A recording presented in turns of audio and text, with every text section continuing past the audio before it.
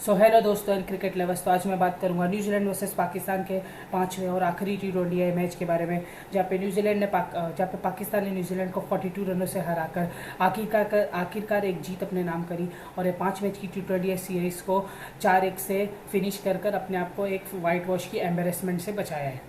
तो ये मैच खेला गया था क्राइस्ट चर्च में, जहाँ पे चौथा T20 मैच भी खेला गया था। और जैसे कि जो पिच रिपोर्ट आई थी मैच के पहले, वो यही सजेस्ट कर रही थी कि क्योंकि चौथा T20 मैच भी इसी मैदान पे खेला गया था, तो आज की जो पिच है वो काफ़ी स्लो है, क्योंकि एक यूज्ड विकेट थी। और जैसे जैसे गेम प्रोग्रेस करेगा तो ये जो पिच है ये और धीमी स्लो होते जाएगी। तो फिर कप्तान शाहीन अफरीदी और पाकिस्तान ने टॉस जीत के पहले गेंदबाजी करने का फैसला किया, पहले बल्लेबाजी करने का फैसला किया, जो कि मेरे हिसाब से काफ़ी एक्सेलेंट डिसीजन था इस विकेट पे। क्योंकि जैसा कि मैंने आपको बताया कि ये जो विकेट है ये स्लो होते जाएगी as the game will progress. तो यहाँ पे शॉर्ट पिकिंग है जो वो डिफ़िकल्ट होती जाएगी जैसे जैसे गेम आगे बढ़ते जाएगा। क्योंकि ये डे गेम है तो यहाँ पे ड्यू पड़ने के तो चांसेस है ही नहीं।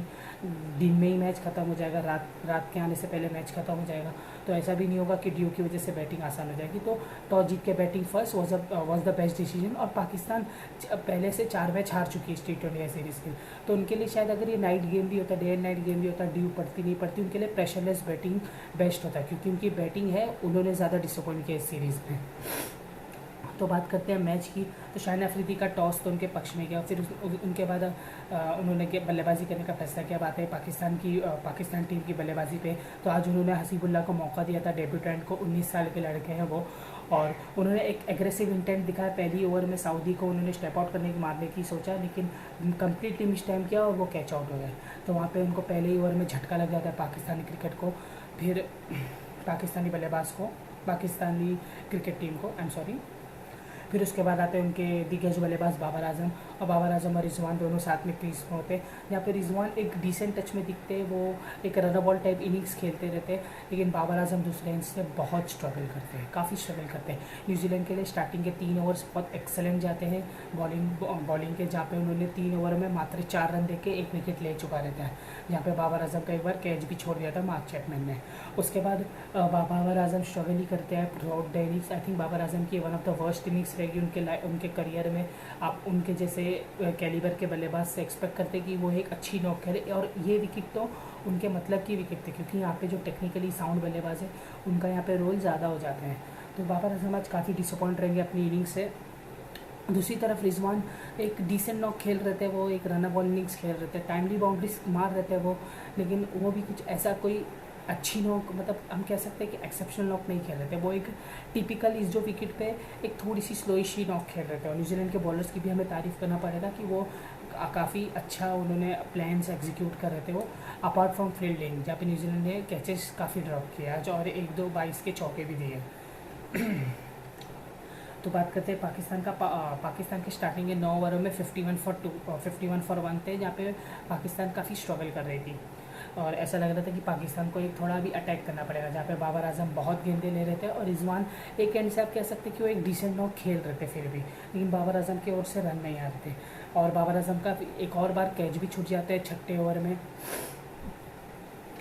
बाबर आजम का एक और बार कैच भी छूट जाता है 6ठे ओवर में, जब मिचेल सैटनर को वो कवर्स के ऊपर से 6 छक्का मारने की देखते हैं, लेकिन पिच की स्लोनेस और सैटनर की बहुत अच्छी गेंदबाजी के बदौलत बाबर आजम उसको ज़्यादा दूर नहीं भेज पाते और लॉन्ग ऑन पे ही वो बॉल ट्रैवल करती है। वहाँ पे चैपमैन ही खड़े रहते हैं और चैपमैन फिर से ड्रॉप करते हैं बाबर आजम का कैच। तो वहाँ पर बाबर आजम का दूसरी बार भी कैच ड्रॉप आउट हो जाता है, लेकिन उसके बाद बाबर आजम की जैसे इनका उनकी आज one of the worst day था और उन्होंने 24 गेंदें खेल के मात्र 13 रन बनाया आज बाबर आजम ने, और फिर वो उनका विकेट वहीं पर गिर जाता है। तो आज बाबर आजम के लिए बहुत ही ख़राब दिन था बल्लेबाजी में।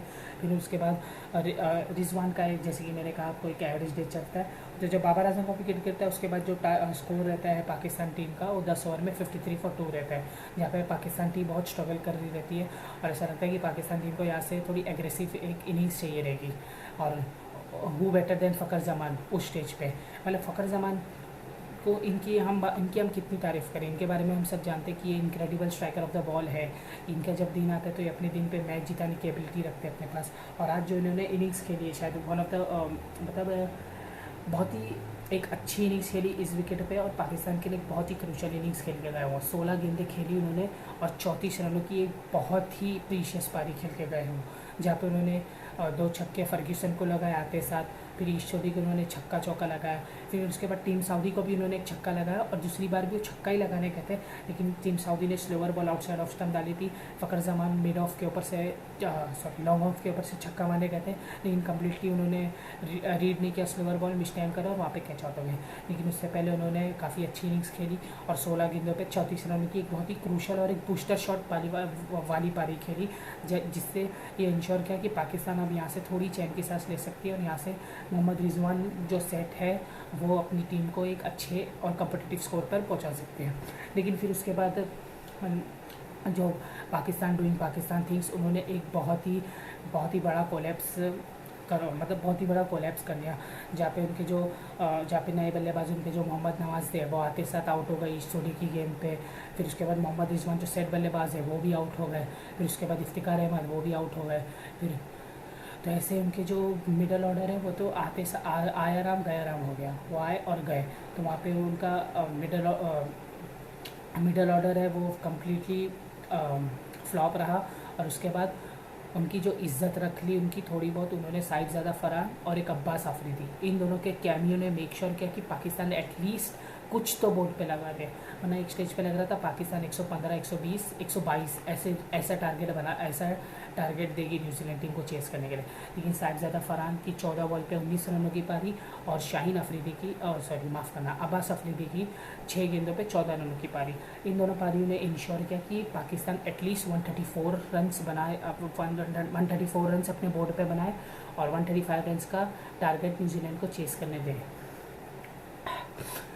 तो जब मिड इनिंग्स हुई तो मुझे लगा कि ये टारगेट भी काफ़ी कम है इस विकेट के हिसाब से, मतलब और रन्स बनने चाहिए थे। और न्यूजीलैंड जिस फॉर्म में न्यूजीलैंड चल रही है तो न्यूजीलैंड शायद ये टारगेट हंसते खेलते चेस कर लेगी। लेकिन फिर आती है पाकिस्तानी की गेंदबाजी और हम आते हैं उस पर, और न्यूजीलैंड टीम की बल्लेबाजी पे हम आते हैं। तो उनके जो 2 सलामी बल्लेबाज थे फिन हेलन और रचिन रविंद्र, आज रचिन रविंद्र ओपनिंग कर रहे थे क्योंकि डैरल मिचेल अनअवेलेबल थे, डेवॉन कॉनवे का तो कोविड था तो वो भी अनअवेलेबल थे। तो आज रचिन रविंद्र को ओपनिंग करने का चांस मिला और रचिन रविंद्र के टैलेंट को हम सब जानते हैं, उन्होंने विश्व कप 2023 में अपने टैलेंट का प्रदर्शन करके दिखा चुका है। तो आज उन्हें मौका मिला ओपनिंग का, जहाँ पे फिन एलन आज भी एक बहुत अच्छे टच में लग रहे थे। उन्होंने शाहीन अफरीदी को कपल ऑफ फोर्स लगाए, उन्होंने मोहम्मद नवाज़ को एक अच्छा लंबा छक्का लगाया, तो वो एक साइड से अच्छे टच में लग रहे थे आज भी, और ऐसा लगा कि वो ये मैच आसानी से फिनिश कर देंगे न्यूजीलैंड के लिए। दूसरी तरफ उनके जो बल्लेबाज थे रचिन रविंद्र, उनके लिए आज कुछ ज़्यादा खास दिन के आया नहीं, वो काफ़ी डिसअपॉइंट हो गए। और उसमें मैं कप्तान शाहीन अफरीदी की ज़रूर दाद दूंगा क्योंकि उन्होंने आज एक बहुत अच्छा रिस्क लिया। इस विकेट को मद्देनज़र रखते उन्होंने उनके जो स्पिनर है मोहम्मद नवाज़, उनको आज पावर प्ले में गेंदबाजी दी। मोहम्मद नवाज़ ने भी आज रचिन रविंद्र को हल्का सा फ्लाइट दिया, स्लो डाला एयर में। रचिन रविंद्र सर्कल के ऊपर से मारने की देख रहे थे, कम्प्लीटली मिस टाइम किया, थी कैच लगा, सर्कल में ही उनका कैच आउट हो गया। तो आज रचिन रविंद्र ज़्यादा कुछ कर नहीं पाए।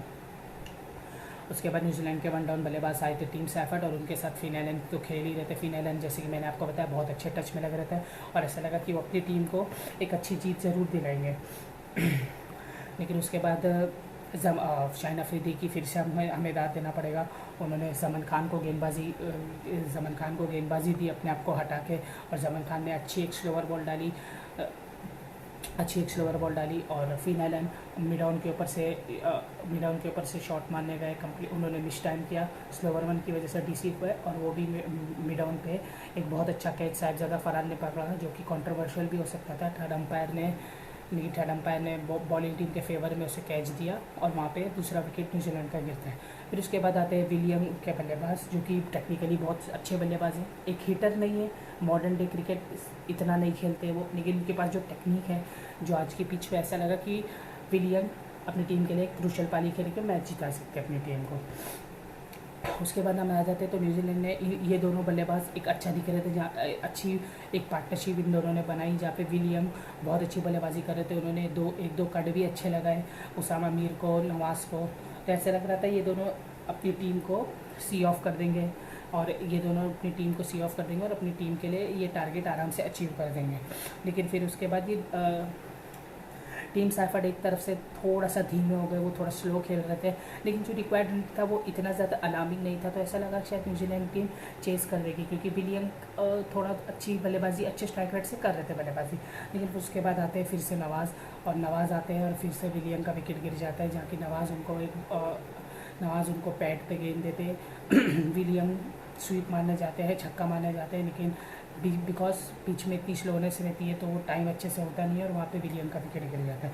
उसके बाद ऐसा लगता है कि अब ये मैच फंस सकता है, और वो मैच फंसता भी है मैच फंसता भी है। और उसमें शाहीन अफरीदी द कप्तान की आपको फिर से दाद देना पड़ेगा, क्योंकि उन्होंने इफ्तिकार अहमद को गेंद थमाई, और इफ्तिकार अहमद की आपको तारीफ़ करना पड़ेगा। आज उन्होंने जो पिच थी उसका बहुत अच्छा यूज़ किया, और कप्तान शाहीन अफरीदी की भी आपको तारीफ़ करना पड़ेगा, क्योंकि उन्होंने इफ्तिकार अहमद को आज बॉलिंग दी, इस पिच को अच्छे से रीड किया और इफ्तिकार अहमद को बॉल थमाई। उनके पार्ट टाइम स्पिनर है, लेकिन उनके पास वो एबिलिटी है वो फ्लाइट देने की, और उन्होंने इस पिच का आज इस्तेमाल करके अपनी पाकिस्तान टीम को जीत भी दिलाई।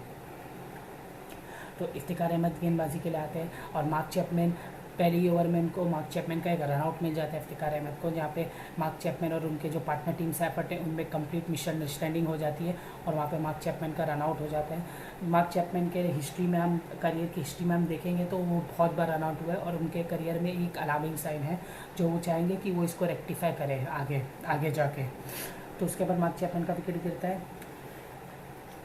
फिर उसके बाद जो उनके इफ्तिकार अहमद है, उन जब अपने दूसरे ओवर में आते हैं तो उन्होंने बहुत अच्छी गेंद डालते हैं एक टीम सैफर्ड को। टीम सैफर्ड जो कि पूरा दिन स्ट्रगल करते रहे, उनका स्ट्रगल ख़त्म हो जाता है। वो एक रिवर्स स्वीप मारने जाते हैं इफ्तिकार अहमद को, और उनके पैड पे गेंद लगती है, और नेकेड आई में ऐसा लगता है कि शायद वो इम्पैक्ट आउटसाइड ऑफ होगा, लेकिन अंपायर ने भी उसको नॉट आउट दिया। लेकिन पाकिस्तान टीम बहुत कॉन्फिडेंट थी, उन्होंने रिव्यू भी लिया, और रिव्यू उनका सक्सेसफुल हुआ, और वहाँ पे इफ्तिकार अहमद को विकेट मिलता है, और टीम सैफर्ड का एक बहुत क्रूशल विकेट, क्योंकि वो सेट बैट्समैन रहते हैं, स्ट्रगल कर रहे थे, लेकिन सेट बैट्समैन की अहमियत इस विकेट पे रहती है, और टीम सैफर्ड का स्ट्रगल एंड होता है। 19 रन बनाते हैं वो 30 गेंदों पर, उनका वहाँ विकेट गिर जाता है।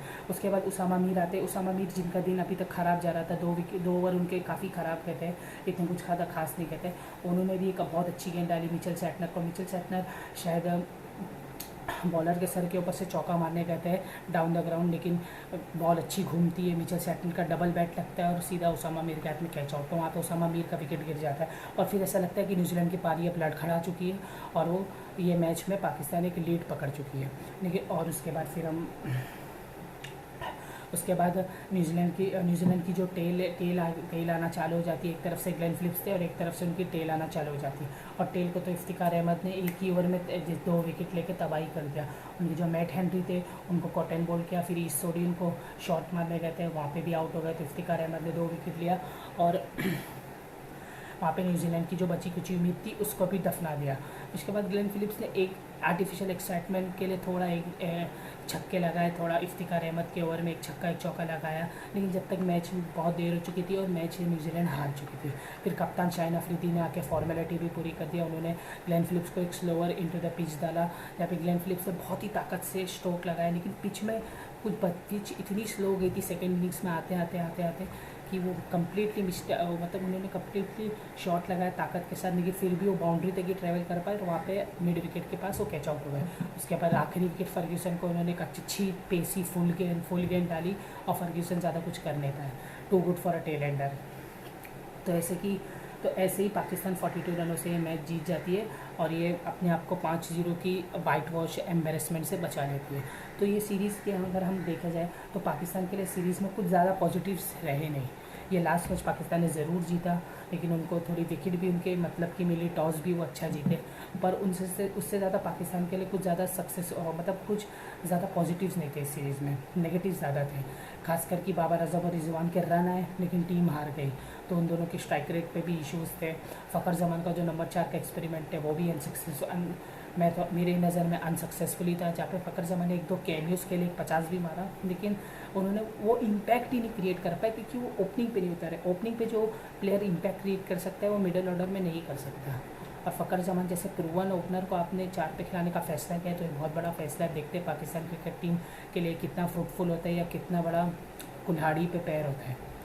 फिर पाकिस्तान टीम की बॉलिंग काफ़ी निराशाजनक रही through out the series. Apart from last match उन्होंने काफ़ी रन्स लौटाए, जहाँ पे उनके जो प्रीमियर बॉलर थे हारिस रऊफ, उन्होंने तो बहुत रन लौटाए। उनके लिए पॉजिटिव जमान खान रहेंगे, जो कि बहुत अच्छे गेंदबाज मुझे लगे, खासकर डेप्थ के लिए। और जो सपाट विकेट, जैसे कि T20 हम देख रहे हैं, सपाट विकेट पे ज़्यादा खेला जा रहा है, तो फ़खर जमान की गेंदबाजी वहाँ पे और क्रूशल हो जाती है, क्योंकि उनके पास वो चालाकी है, वो स्लिंगी एक्शन है, वो बाउंसर है, pacy bouncer, slower bouncer, wide yorker है। तो फ़खर जमान खान उनके लिए बहुत क्रूशल गेंदबाज साबित हो सकते हैं अगर पाकिस्तान टीम उनको मंगा दे। और बाकी उनके लिए कुछ ज़्यादा रहा नहीं। सैम अयूब ने स्पार्क दिखाया था, पर पाकिस्तान टीम ने उनको 4 मैच के बाद छोड़ दिया। मेरे हिसाब से उनको मौका दे सकते थे, आज़म खान को उन्होंने छोड़ दिया। तो पाकिस्तान टीम के लिए पॉजिटिव से ज़्यादा तो नेगेटिव ही थे इस सीरीज़ में। और अब देखना है कि पाकिस्तान टीम, इसके बाद पाकिस्तान टीम PSL खेलेगी। न्यूजीलैंड की बात करें तो न्यूजीलैंड के लिए पॉजिटिव से पॉजिटिव थे इस सीरीज़ में, जहाँ पे उनके बहुत सारे, जहाँ पे उनके फिन एलन के रन आए, कंसिस्टेंटली रन आए। फिन एलन हम सब जानते हैं कि बॉल स्ट्राइकर वो एक्सेलेंट है, लेकिन उनसे जो प्रॉब्लम थी वो कंसिस्टेंसी थी। वर्ल्ड कप 2023 में उनका सिलेक्शन इसलिए न्यूजीलैंड ने नहीं किया क्योंकि उनकी कंसिस्टेंसी इश्यूज़ थे। लेकिन अब ऐसा लग रहा है कि फिन एलन उस पर काम कर रहे हैं, अब वो सिंगल डबल लेना सीख रहे हैं, अब वो अपनी कंसिस्टेंसी पे काम कर रहे हैं। स्ट्राइकिंग एबिलिटी तो उनके पास पहले से थी, तो फिन एलन उनके लिए पॉजिटिव। ग्लेन फिलिप्स के रन आए, डेरिल मिचेल के रन आए, चैपमैन के रन नहीं, तो उनके लिए तो सबके लिए रन आए ज़्यादातर। केन विलियमसन ने भी 50 लगाया था। तो उनके लिए जो बस इशू रहेगा तो फर्ग्यूसन, उनकी कमबैक, तो उन्होंने भी अच्छी गेंदबाजी करी। तो न्यूजीलैंड के लिए पॉजिटिव्स काफ़ी है, बस उनके लिए जो एक चैपमैन और एक डेवॉन कॉनवे, इन दोनों के रन नहीं आए। पर न्यूजीलैंड टीम उससे थोड़ा चिंतित रहेगी कि डेवॉन कॉनवे का हल्का सा फॉर्म डिप हुआ है, लेकिन वो एक स्टार बल्लेबाज है और वो कमबैक करना चाहते हैं। तो न्यूजीलैंड के लिए काफ़ी सक्सेसफुल सीरीज़ थी। तो अब इसके बाद न्यूजीलैंड खेलेगी 2 मैच की टेस्ट सीरीज़ अफ्रीका के अगेंस्ट। 2 मैच की टेस्ट सीरीज़ होम में खेलेगी, जो WTC के लिए बहुत ही क्रूशल सीरीज़ रहेगी। तो हम उसका भी प्रीव्यू करेंगे। तो अभी के लिए दोस्तों मैं चलता हूँ। मेरे चैनल को लाइक कर दीजिए, शेयर कर दीजिए, सब्सक्राइब कर दीजिए। Thank you.